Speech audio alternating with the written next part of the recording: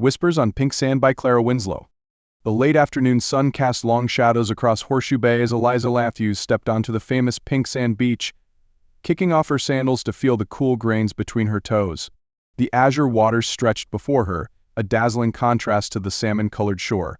She inhaled deeply, savoring the salt-tinged air, so different from the smog of Manhattan.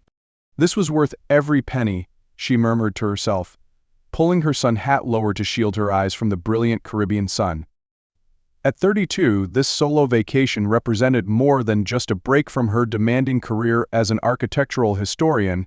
It was a declaration of independence after finally ending her 3-year engagement to Marcus, a relationship that had slowly drained her spirit. Eliza found a quiet spot away from the cluster of tourists and spread her towel on the sand. She pulled out her sketchbook, eager to capture the rugged rock formations that framed the cove.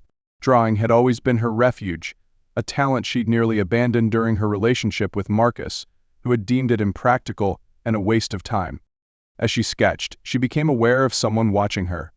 Glancing up, she found herself looking into the warmest brown eyes she'd ever seen. Their owner was a tall man with sun-bronzed skin and unruly dark curls lifting slightly in the ocean breeze. "You've captured the essence of St. Catherine's Rock perfectly," he said, gesturing toward her sketch with a smile that transformed his serious face. His accent was distinctive British, but with something else mixed in that she couldn't quite place. Eliza instinctively pulled her sketchbook closer. "Thank you, but I don't typically appreciate people watching over my shoulder." He took a step back, raising his hands apologetically. "Forgive me. Professional hazard, I'm afraid. I'm Julian Harrington, local historian and tour guide. Those rocks have quite a story." Despite her initial annoyance, curiosity flickered through her. "I'm an architectural historian myself." "What's their story?" The smile returned to his face, squinting the corners of his eyes. "Would you like the tourist version or the real one?"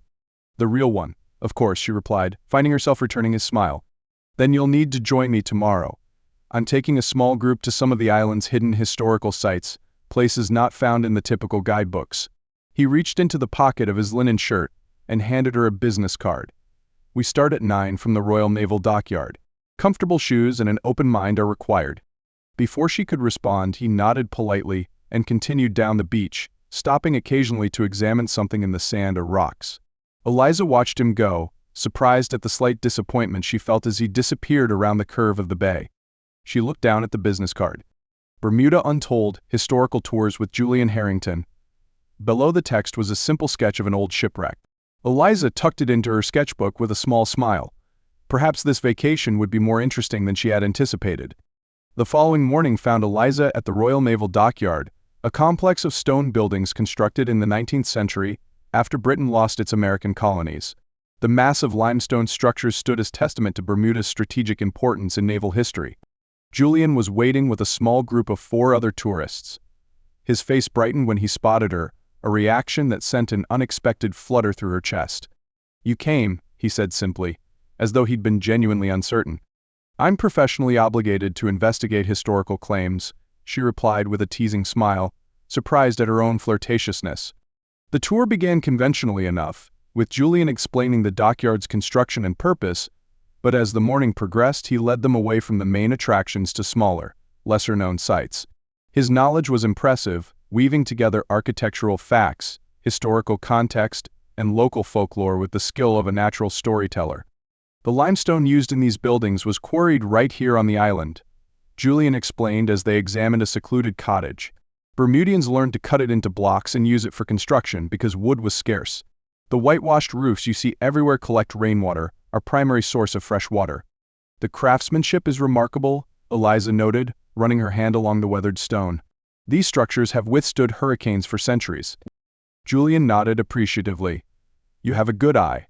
Most visitors are too busy looking for the nearest beach to notice the architectural details. Their eyes met, and for a moment the rest of the group seemed to fade away. Eliza was the first to look away, suddenly conscious of the warmth spreading across her cheeks that had nothing to do with the Bermuda sun. As the tour continued, Julian led them to a small, hidden cove accessible only by a narrow path through dense vegetation. The secluded beach was deserted, framed by limestone cliffs and crystal-clear water. "This is Smuggler's Cove," Julian announced. "Not its official name, but what locals have called it for generations." During Prohibition, rum runners used this hidden bay to transfer their goods to boats heading to the American coast. While the others explored the beach, taking photos and collecting shells, Julian approached Eliza. "What do you think of our real Bermuda so far?" he asked. "It's fascinating," she admitted. "I've always been more interested in the stories behind places than just their appearance. Buildings and landscapes hold memories, don't they?" "That's precisely why I started these tours," Julian said, his voice softening. "My grandfather was a storyteller. He showed me an island that tourists rarely see, an island of ghost stories, hidden caves, and secret passages. I wanted others to experience that Bermuda." As they walked along the shore, Julian told her how his family had lived on the island for 8 generations, descendants of a British sailor and a local woman. His mixed heritage was evident in his features, the British bone structure with hints of African ancestry in his complexion and the texture of his hair. "What brought you to Bermuda?" he asked as they paused to watch the waves crash against the rocks. Eliza hesitated, then found herself telling him about Marcus, her abandoned dreams, and her need to rediscover herself. Julian listened without interruption, his expression thoughtful. "Sometimes we need to step away from our usual surroundings to remember who we truly are," he said finally. "Bermuda has a way of clarifying things." The tour concluded in the late afternoon, but when the others departed, Julian asked if Eliza would join him for an early dinner at a local restaurant in St. George's, the island's former capital. "It's nothing fancy," he warned, "but they make the best fish chowder on the island." The restaurant was indeed simple, a weathered building with a terrace overlooking the harbor. They were seated at a corner table with a view of the water, where fishing boats were returning with the day's catch. Over bowls of rich, spicy chowder and glasses of Bermuda rum swizzle, they talked as the sun began its descent, painting the harbor in shades of gold and crimson. Julian spoke of island life, its challenges and rewards, while Eliza shared stories of the historical buildings she'd helped preserve in New York. "Have you always wanted to be a tour guide?" she asked as they shared a slice of traditional Bermuda rum cake. Julian laughed. "Actually, I have a doctorate in maritime history from Oxford. I returned to Bermuda intending to write a book about the island's role in Atlantic trade. The tours started as research expeditions, but I discovered I enjoyed sharing the stories more than writing them down." "That explains your depth of knowledge," Eliza said. "I thought you seemed too scholarly for a typical tour guide." "Is that a compliment or an insult?" he asked with a raised eyebrow. "Definitely a compliment," she assured him, enjoying the easy banter between them. It had been so long since conversation had felt this natural, this engaging. As they walked back to the harbor where Julian had arranged for a water taxi to take Eliza back to her hotel, their hands brushed accidentally. The brief contact sent a surprising jolt of awareness through her. "Would you be interested in seeing more of the island tomorrow?" Julian asked as they reached the dock. "There's an old plantation house that's been partially restored. The architecture is a fascinating blend of Bermudian and English styles." Eliza knew she should maintain some distance. She was leaving in 5 days, and getting involved with a local man, however intriguing, wasn't part of her plan. But the prospect of spending another day with Julian was too tempting to resist. "I'd like that," she said simply. His smile was worth any future regrets. The days that followed took on a dreamlike quality as Julian showed her a Bermuda few tourists ever saw. They explored ancient caves with crystal formations that caught the light like diamonds, hiked to remote lighthouses with panoramic views of the turquoise ocean, and visited small island churches with graveyards dating back to the 1600s. Between these excursions, they shared meals at local establishments where Julian was greeted by name, swam in secluded coves accessible only to those who knew the island intimately, and talked for hours about history, architecture, and their lives.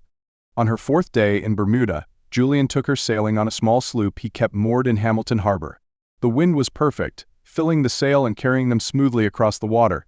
Eliza sat at the bow, feeling the salt spray on her face as Julian skillfully navigated around the smaller islands that dotted the Great Sound. "My grandfather taught me to sail when I was 6, Julian told her as he adjusted the sail. "He said a Bermudian who couldn't sail wasn't a proper Bermudian at all." "He sounds like a wonderful man," Eliza replied, watching Julian's strong hands work the ropes with practiced ease. "He was. He would have liked you," Julian said, his eyes meeting hers with an intensity that made her breath catch. "He always said I needed to find someone who could see beneath the surface of things." As the afternoon wore on, they anchored near a small, uninhabited island. Julian produced a picnic from the cabin, fresh bread, local cheese, grapes, and a bottle of wine. They spread their meal on the deck and ate as the boat gently rocked on the waves. The sun was warm on their skin, the breeze carrying the scent of salt and distant flowers. It was idyllic, perhaps too idyllic, Eliza thought with a pang. In less than 48 hours, she would be boarding a plane back to New York, back to her real life. "What are you thinking?" Julian asked, noticing her sudden quietness.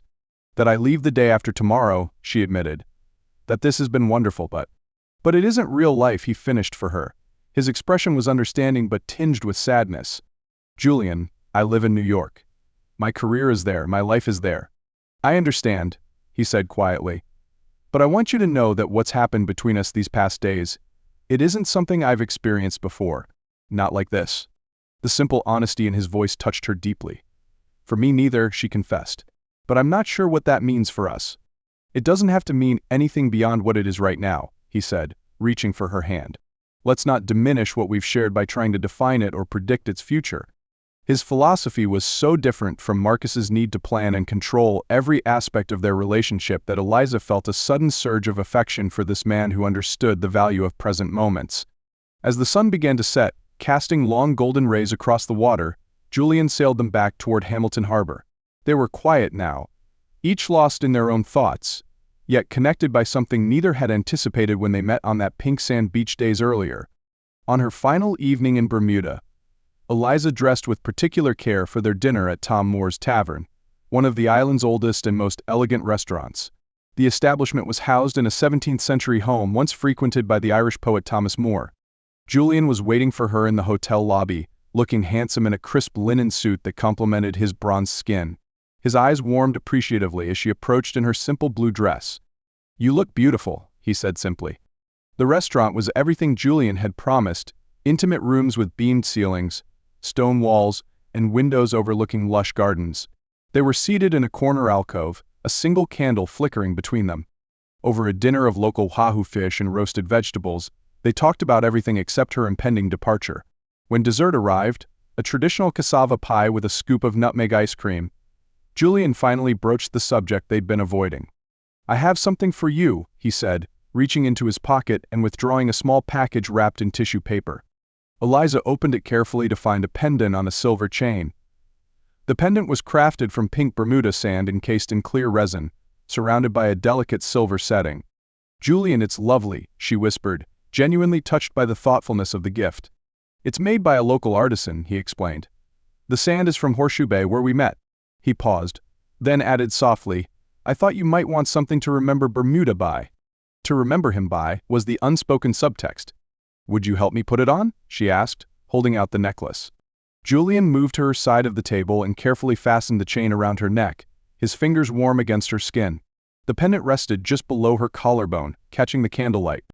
"Perfect," he murmured, his face close to hers. They walked back to her hotel along the moonlit harbor, their hands intertwined. The night was magical, stars scattered across the velvet sky, the gentle lapping of waves against the dock, the distant sound of music drifting from one of the harborside bars. At the hotel entrance, Julian paused. "May I see you before your flight tomorrow?" Eliza hesitated, then shook her head. "I think saying goodbye now would be easier." She tried to smile, but found it difficult. "Thank you for showing me your Bermuda, Julian. It's been extraordinary." He nodded, understanding in his eyes. "If you ever want to see more of it, you know where to find me." Then he kissed her, a gentle kiss that deepened as she responded.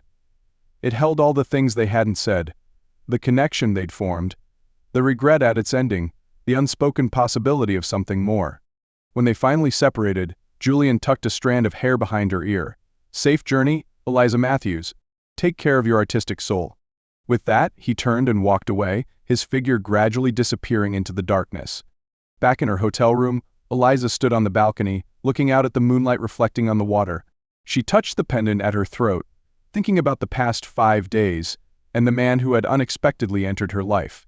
She had come to Bermuda seeking solitude and healing, not romance. Yet somehow, on this small island in the middle of the Atlantic, she had found both, and perhaps something more. Returning to her room, she noticed her sketchbook on the bedside table. Opening it, she flipped through the pages filled with drawings of the places Julian had shown her. St. Catherine's Rock, the old church in St. George's, the lighthouse at Gibbs Hill, and most recently, studies of Julian himself as he sailed their small boat across the Great Sound. The last page was blank. Sitting on the edge of the bed, Eliza began to draw, letting her feelings guide her hand. When she finished, she had created a detailed sketch of Horseshoe Bay from the exact spot where she'd first met Julian, the curve of the pink sand beach embraced by rocky outcroppings, the turquoise water beyond. At the bottom of the page, she wrote a single line, "Sometimes we need to step away from our usual surroundings to remember who we truly are." Julian's words, but they had become her truth as well. She closed the sketchbook and reached for her phone. After a moment's hesitation, she opened her calendar app and began to scroll through the coming months, looking for a week she might be able to return to Bermuda. Perhaps endings could sometimes be beginnings in disguise. Outside her window, the Bermuda night continued its gentle symphony, waves against the shore, palm fronds rustling in the breeze, the distant call of a night bird. Tomorrow she would return to New York, to deadlines and projects in the familiar rhythm of her life. But she would carry with her more than just pink sand and a pendant. She would carry the memory of days spent discovering an island's hidden treasures, and of finding unexpected parts of herself along the way. And perhaps, someday soon she would return to the island where pink sands and azure waters had set the stage for a chance meeting that had awakened her dormant spirit, reminding her of who she had always been beneath the layers of compromise and forgotten dreams. After all, as Julian had shown her, the most interesting stories often lay beneath the surface, waiting to be discovered by those willing to look beyond the obvious. Eliza touched the pendant once more and smiled. This was not an ending. It was merely the closing of one chapter, with many more waiting to be written.